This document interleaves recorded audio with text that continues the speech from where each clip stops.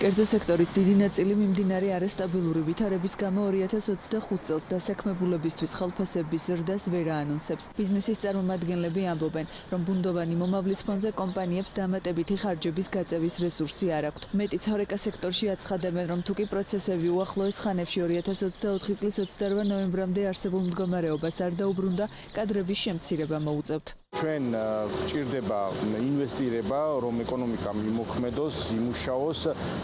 დასავლეთიდან რთული წარმოსადგენი არის ამ ვითარებაში ინვესტირების გაგრძელება და კონკრეტულ შემთხვევაში თუ სფეროზე ვისაუბრებთ, ამ შემთხვევაში ტურიზმის სფეროზე ვისაუბრებთ, ეს წნეხი პირველ რიგში ტურიზმის სფეროზე იქნება და ხელფასების მატებაზე იგი არ გვექნება სამწუხაროდ საუბარი გვექნება კადრების შემცირებაზე. ვითარების დეესკალაციის გარეშე 2 თვიან პერიოდში დასაქმებულების რიცხვის შემცირებას პროგნოზირებენ ICR ჯგუფშიც.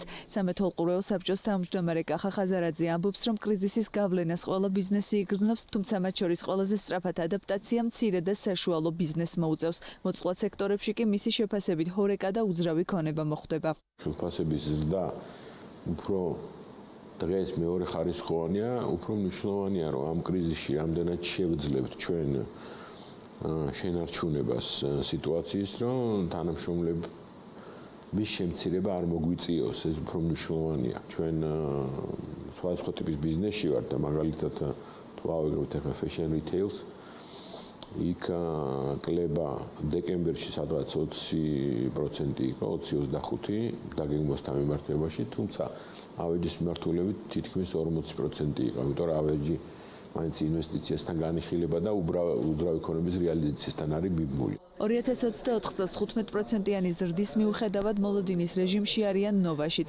კომპანიის გენერალური დირექტორი ამბობს, რომ ასეთ ვითარებაში ბიზნესი ყველა ტიპის გადაწყვეტილებისგან თავს იკავებს. დასტაბილურების შემთხვევაში კი მათი 1100-მდე დასაქმებულისთვის სახელფასო ანაზღაურების გადახედვა მეორე კვარტალიდან იქნება შესაძლებელი. შესაძლოა რომ იყოს გარკვეული მოკლედ გადახედვები, ოღონდ არა პირველ კვარტალში, ძირითადად ეს მოსალოდნელია უფრო მეორე კვარტალიდან, იმიტომ რომ ჯერ ერთი არსებობს გარკვეული მოკლედ მოლოდინები ქვეყანაში, როგორც ვილაპარაკეთ, და ამის გარდა ჩვენი ბიზნესი არის საკმაოდ სეზონური, სეზონურობა ჩვენს ბიზნესში საკმაოდ ცვლადია და ზამთრის პერიოდში ეს გაყიდვების ციფრები საკმაოდ დაბალია, ამიტომ კომპანია გეგმავს, რომ უფრო მეორე კვარტალიდან მოახდინოს გარკვეული ცვლილებები. მიუხედავად წლის ბოლოს შემცირებული გაყიდვებისა, ბაზრის გამოცოცხლებას ელის სამშენებლო დეველოპერული კომპანია მონოლით ჯგუფის დირექტორი თორნიკე მაისურაძე ამბობს, რომ 2025 წლის პირველ კვარტალში უძრავ ქონებაზე ფასები 5%-ის ფარგლებში გაიზრდება.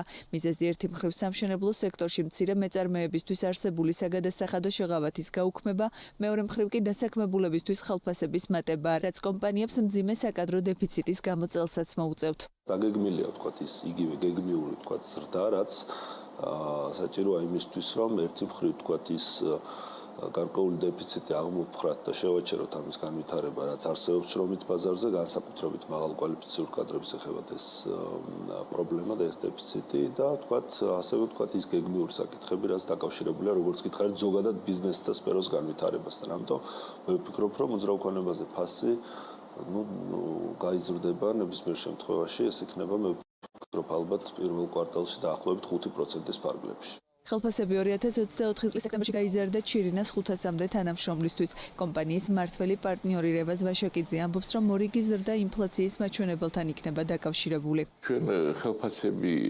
მოუმატეთ კომპანიაში წინა წლის სექტემბრიდან.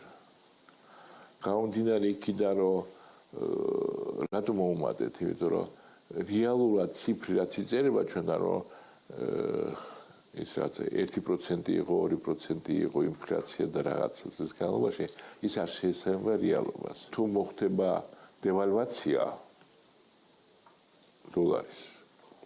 დოლარის, ამ შემთხვევაში ალბათ გადავხედავთ, იმიტომ რომ აზრი უნდა გქონდეს მუშაობას. დეკემბერში გამოქვეყნებული PMCG-ის კვლევის შედეგების მიხედვით ბიზნესმა კადრების მოძიების პროცესი შეამცირა. ნოემბერში ოქტომბერთან შედარებით ჯობსჯიზე გამოქვეყნებული ვაკანსიების რაოდენობა 21%-ით 6218-მდე იყო შემცირებული. ამასთან ივნის-ნოემბერში გამოქვეყნებული ვაკანსიების საშუალო წლიური ზრდა ჩენელდა.